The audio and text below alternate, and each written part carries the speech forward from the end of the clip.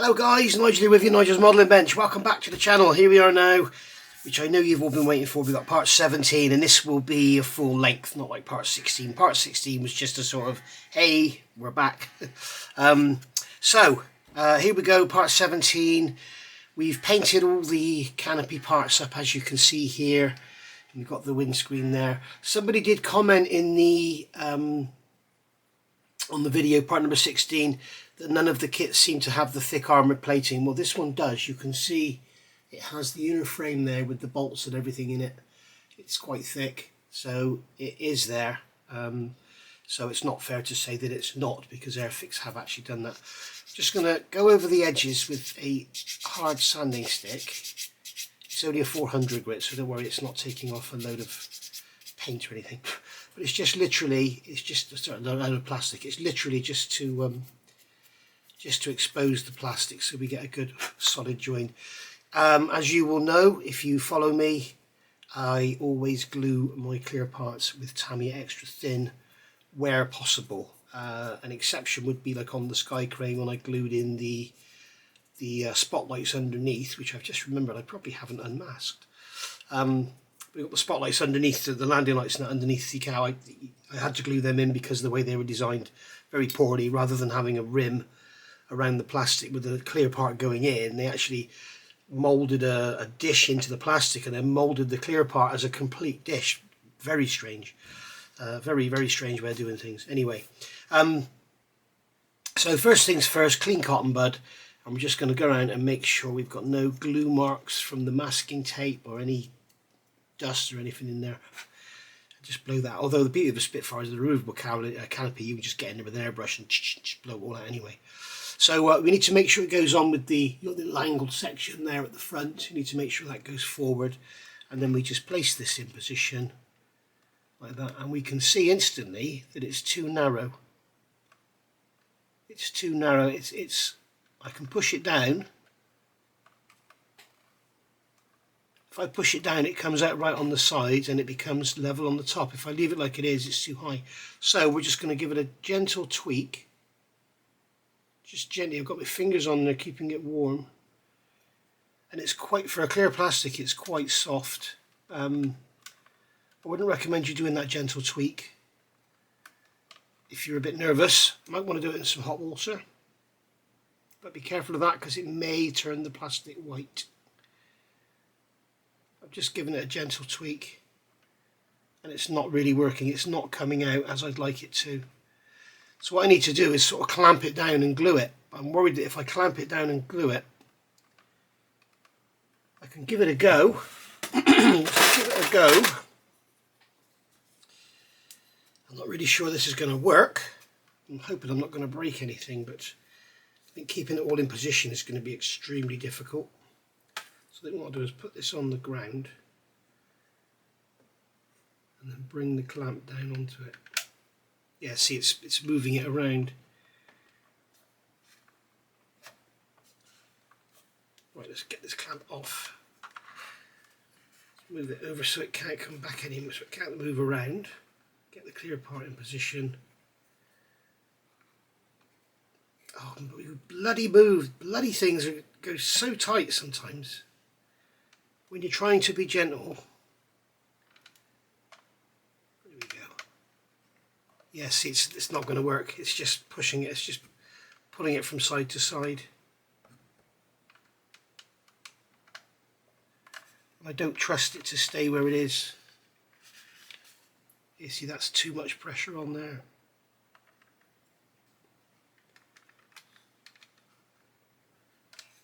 Actually, that looks good. No, it's too much pressure on there still. Just leave it. No, it's it's not going to stay in position. So what I'm going to do is I'm going to glue one side, let that dry, and then I'm going to, when that glue's gelled off, I'm going to put some tape on it and pull it down. So I'm going to make sure it stays where it is. And then just with a drop of extra thin, I'm just going to touch the front,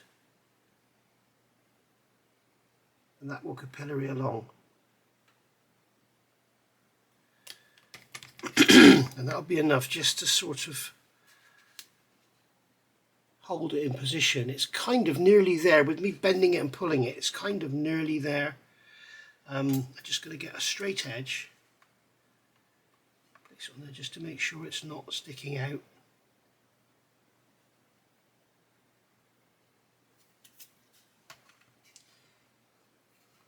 Okay, so that's glued in position, and I'm tempted to leave that. You can see we've got a step here. We have no step there. I want it to fit nice and flush.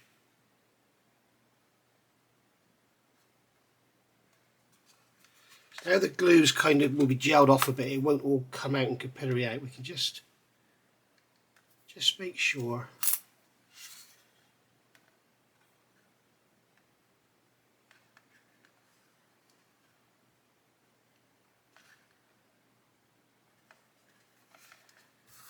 It's a very strong bond. It doesn't want to move at all. It just wants to come out a touch at the front.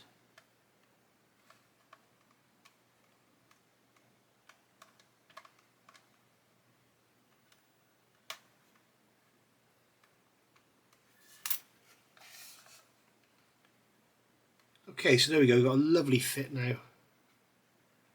So I'm just going to let that dry.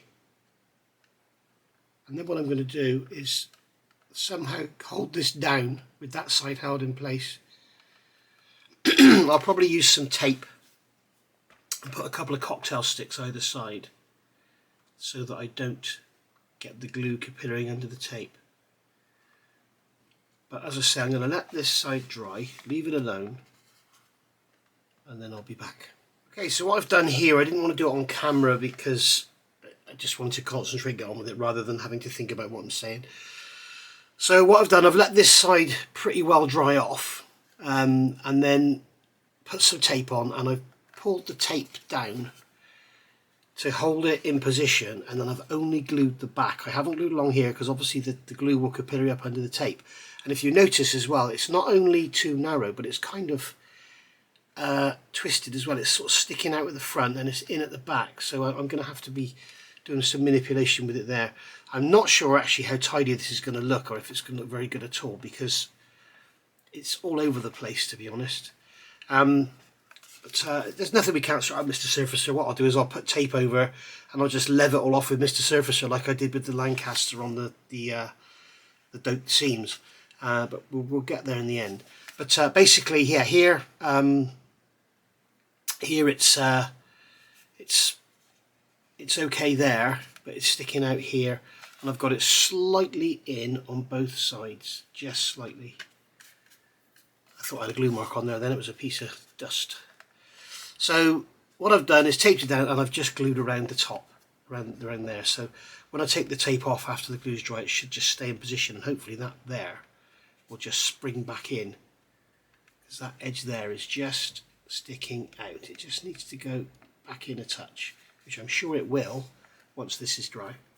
So yeah, take your time. Hopefully yours will be better than mine, it'll just drop on.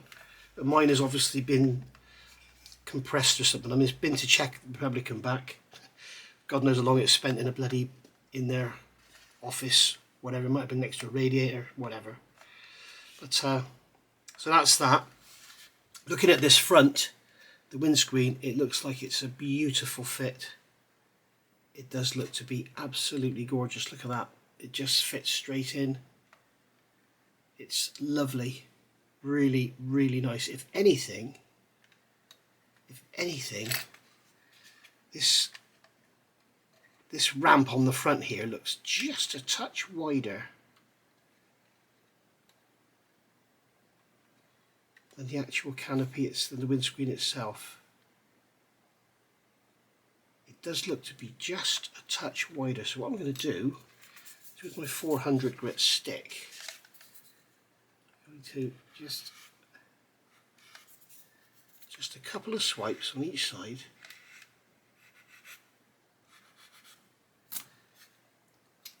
Nothing too much. Remember, we can easily build it back up again with Mr. Surfacer if we need to.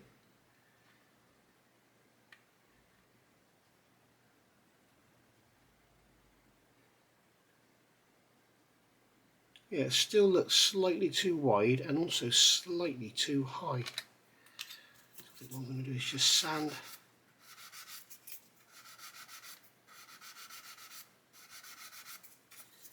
through there, sand through there.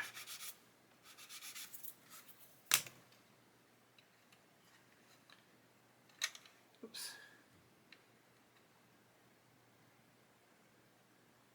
Yeah, that is a beautiful fit. Really, fair play Airfix, that is gorgeous, well done.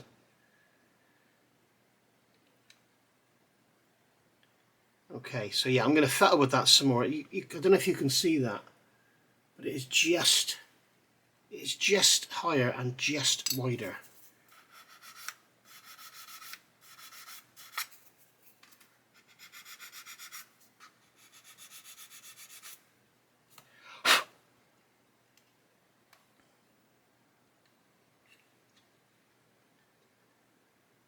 I think that looks a lot better already.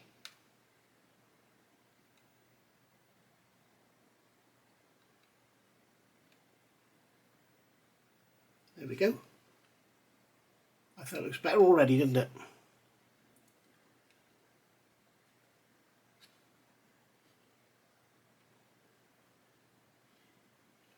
There we are. So that's going to look lovely when that's all painted up and everything. So we'll let that go off and then we'll look at getting the windscreen fitted next. Right, so moving on, what I did with this, I just took the tape off, just put some extra thin quick setting in there and just held it there for a few seconds, and it's gone in nice and level. So we can see there it's all nice and flush. Now what we'll do is we'll get some masking tape on. I won't use the art scale kit mask initially.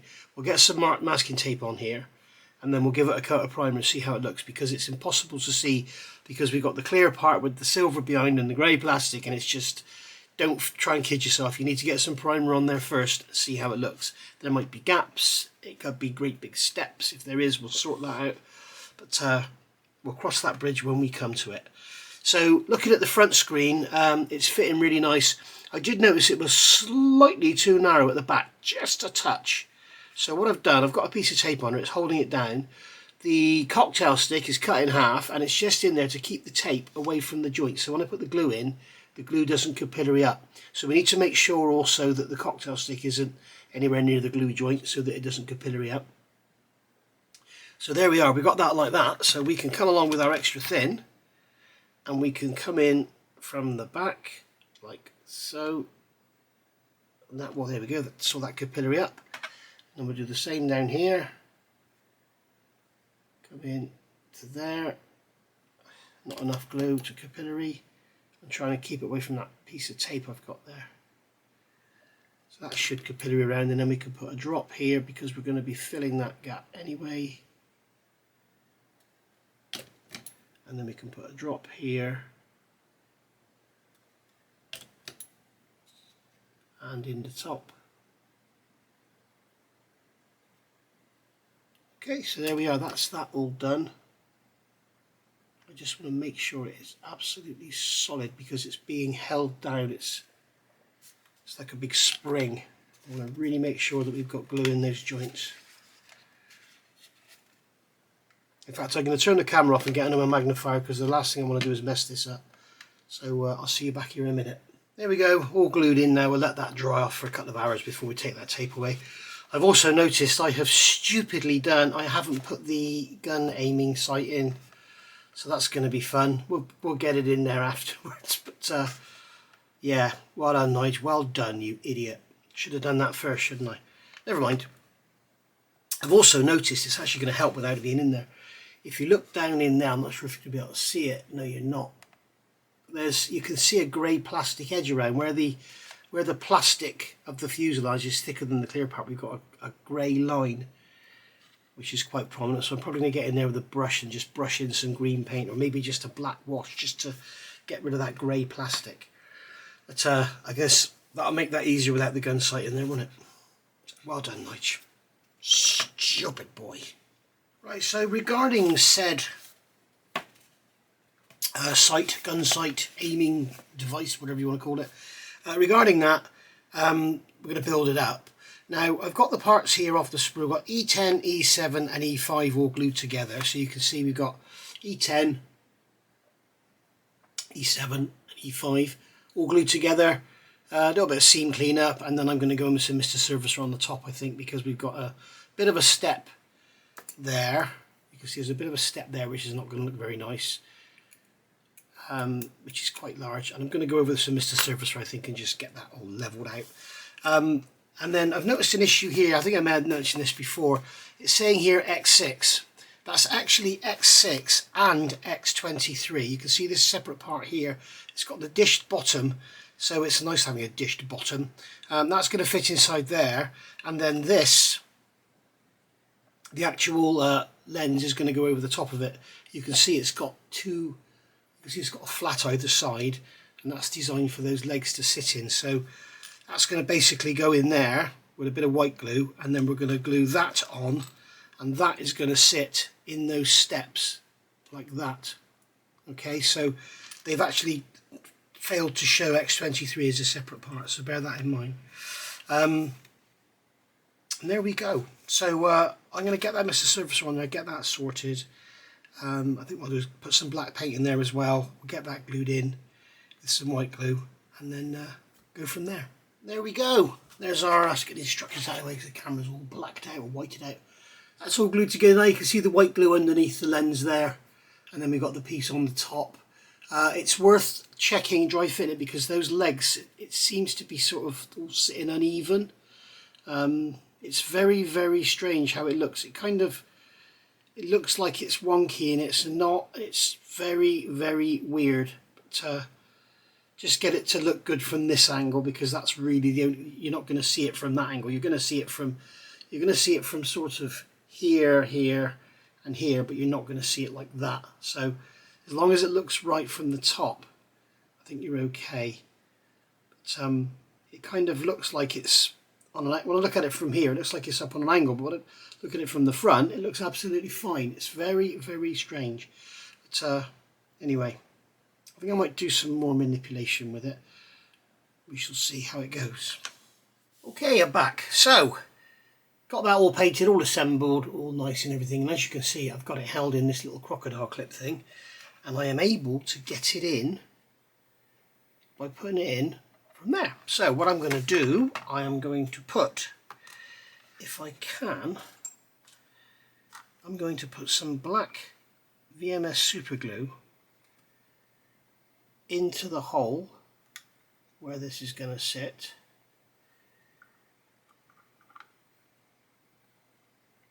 Just like so. And then we can slide this in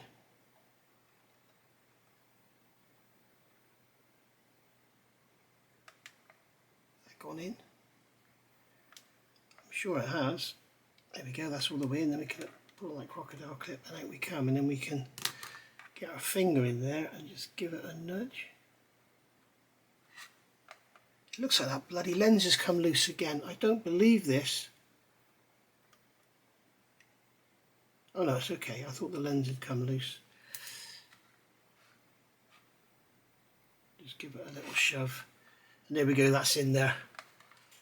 Phew, that was a close one. Hopefully it'll stay in there, but if it does fall out, we know we can easily get it in again because we're not going to be gluing the canopy on. So there we go. So if you want to do it like that, you can. I was also able, because that's not in there, I was able to get in there and paint all around the bottom of that canopy. I don't know if you can make it out, but I was able to get in there and paint all around the bottom green, so it's nice. I'm going to get in there with a wash just to dirty it up a bit, but very happy with how that's come out. I just want to see if I can just nudge it in a bit more. But I don't want to scratch anything, obviously. What about the rubber end of a pencil? I wonder if that would be better. It kind of looks like it's not in very straight. About the end of this.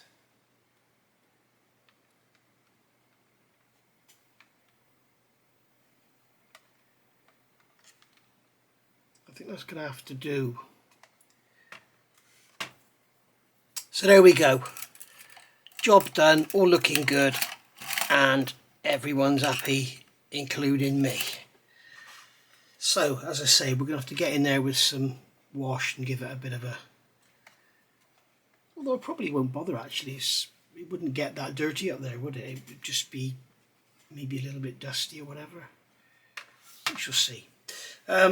So, I think now what we're ready to start doing is looking at these seams, getting some Mr. Surfacer in there and seeing if we can get a better look to them. So I think what I'm going to do is mask this with some masking tape, not the masks, and then get some round there. Here I'm just going to brush some into that joint, I think. But here I think we've got a bit of a step we're going to have to deal with, so we shall deal with that in a moment. So I'm going to get it masked up, and then I'll come back and we'll get some Mr. Surfacer on there. Right, so you join me a few hours later now. I've put 2 layers of Mr. Surfacer on. The first one was grey, second one is black, so I can see what I'm kind of sanding through. So you can see what I've done here is covered up the rivets so that the Mr. Surfacer doesn't go in the rivets. I've done the same here. And now what I'm going to do is with a 400 grit sanding stick, you can see I've got masking tape over the windows. I'm just going to sand this and see what I get. Because really what we want is a seamless joint between the canopy and this frame around here. I don't want a line there at all. Now one of the problems with using Mr. Surfacer is we will probably get a seam. Now one mistake I have made here, I've left this tape on covering the rivets, and what I need to do is actually have it on here sunken down in to the window frame. So it's just the glazing that's masked. Let's turn this tape over and use the other edge, because obviously with the tape there, the tape is going to hold the sanding stick away. That's better, I can feel that straight away, it's better. So we can just sand this and see what we get. We can see that on the end here I'm going through to the grey. You can see here I'm starting to sand the tape away, so I'm going to put more pressure on the other side. And there we go, we can see that we have got a basically flat sanded area. So when we prime that, we'll get the masks on, the proper window mask. When we prime it, we can do any corrective work after if there's anything needed. But basically, that is how we're going to go with that. And then here, what I can do is put the tape there, making sure I don't touch this window back here.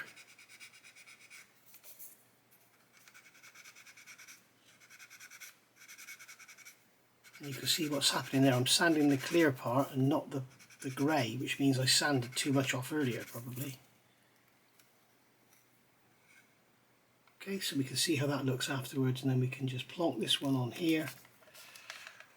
Turn it over, it's a big old beast to handle this thing. And then just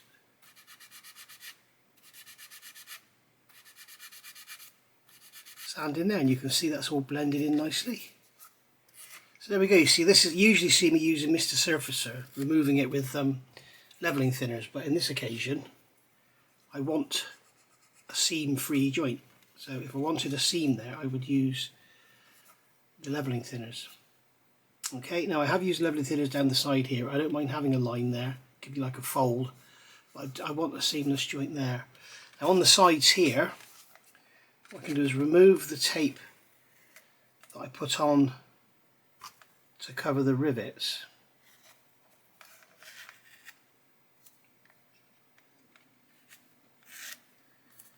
Leave the tape in the glazing and then just lightly sand until we see the Mr. Surfacer feather out over the grey plastic. Again, like I said in part 16, if you're bored watching this, just fast forward till you see me doing something else. I don't know what I'm going to be doing next. But there's a lot of people out there that just love seeing things like this because not many people show them. And I'm going to put some tape over there because I just know that I'm going to bloody touch that glass if I don't.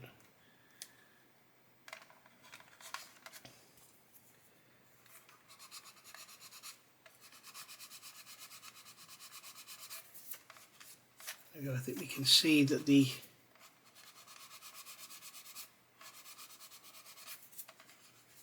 kind of feathered it now onto the plastic. We'll do the same around here on the spine. If we need to replace any rivets, we will. It's easily done.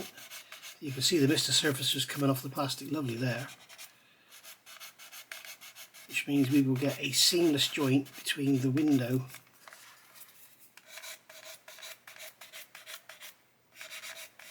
and the fuselage. Now I'm not sure if it's supposed to be a seamless joint. It probably is. I don't think there's a frame there as such, is there? There we go, you can see there. You can see the silver paint showing where the frame is painted on the inside. And you can see the edge of the grey plastic. All coming out nicely. And we'll do the same down here. What's happening, I think my sanding stick is getting quite clogged. Mr. Surfacer and sanding sticks don't get on.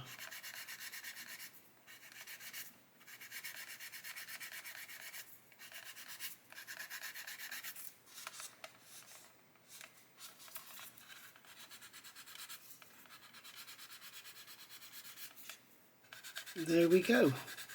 As you can see,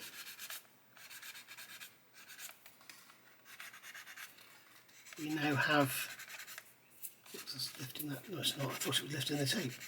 We now have what should be a seamless joint between the fuselage and the glazing. But what will happen is the Mr. Surfacer will shrink back and we will end up with a very faint line which will give us like a framing around the window, which is fine. What I don't want is any big steps or anything like I was going to run into, I think. And there we go. And that, my friends, is how I achieve a nice smooth transition between the clear parts. And it's also why I don't use clear glues and stuff. There's a lot of modelers out there that like to use canopy glue and everything to fit their clear parts. I don't like doing that. I like to get a seam-free joint. Just treat it like another piece of plastic. There you go. I don't know if you can see that. You'll see it when it's primed. It'll be nice and seam-free and lovely. There may be something there, but there'll be nothing to write home about. So there we go. So that's the clear parts done. I'm going to let those dry and then maybe mask them up again. We'll probably use the Art-Scale kit mask and give that a coat of primer just to do a seam check, see how it looks. If we need to do any more work, I can, and then we'll push on from there. And we're back a couple of days later now, and Mr. Surfacer's all settled down and everything. I put some more and I've sanded it back. I've looked at some photographs, and in reality there is something here which I'm not sure they've got moulded in, but whatever. But there's no seam there, so I've left that sanded. There could be a seam around here, I'm not sure looking at photographs. But anyway, it is what it is. We'll see how it comes out. So the plan now is to get these masks on. By the way, I have been able to take the masks off and put them back on the paper, so we should be able to see if we can reuse them when I do my second kit. So in fact, I've got a spare set of clear parts, haven't I? So I could actually try that. But I'm sure they'll be good for a second go. I'm sure they'll be absolutely fine, as long as we keep them protected and away from dust and stuff. Because if the dust gets under the edges, then it will probably ruin them. But we shall see. But, I mean, they don't cost the earth. We can always get another set if we need to. But why spend money that we don't have to? Yeah. Right. So I need to get all these parts masked up now. So I'm going to use the Art-Scale kit set again. I'm going to use my beautiful Anise tweezers, and what we'll do, I'll just do one on camera and then I'll go away and do the rest. I'm sure a lot of you would like me to just go away. So this is going to go on here like so. So we're going to get this one. And the beauty of these tweezers is the point's so fine that when you actually put them down, it takes nothing. They don't stick to because there's no contact area. Whereas you saw me before struggling with those wide ones. So that needs to, I'm going to do this under a magnifier, guys. So I'll get this out all masked up and then I'll come back and we'll get some primer on there. Okay, so the masks are on. and believe me, they fit beautifully. You can see just here, I've just gone onto the frame, so I'm able to get a pointed tool and just push the mask back, just like so. Works really well. So I've done the same down here, look. Just push the mask back in. That works really well. You can also do it with a cocktail stick. Just go around the edge, make sure it's gone right in. But at the end of the day, what we will do, we will put a wash around here anyway, just to sort of tarnish and dirty the edges. It just helps to sort of, rather than having that hard, sharp painted line, you get a kind of softening of it, which it looks a lot more accurate, especially in 24 scale. You know, you as I keep saying, you've got to remember you don't want this toy effect. The other thing I really need to do is put some masking tape on the bottom here where it's touching the ground. Otherwise I'm going to wear the paint off of there and it's going to look silly. We don't want it looking silly, do we? There we go. Right, so that's all our windows masked up, and you can see how beautifully they go on. They really are nice. These here at the top were a bit of a struggle to fit. They fit, but they were, the plastic is a little soft around this top of this armour plate, and it's difficult to see where it actually goes. I think the fact that I've got the inside painted is making things a little more difficult to see, but at the end of the day, if it isn't right, you just run around with a brush, you know, it's not a problem. It doesn't need to be a perfect match, because these things, you know, they would have got scratched and touched up or whatever, repaired, replaced. If a you know, an arm of these things used to get shot at, and they'd probably take it out and then replace it and it will get chipped and everything. So that's something else we can do. If we've got any misalignment, we can get chipping done and everything. So what I need to do now, well, I've forgotten to remove this. There's 4 tabs on here on the entrance, and I'll be having the door open like this. Like this. So obviously it exposes all this. So I've filled in this seam here.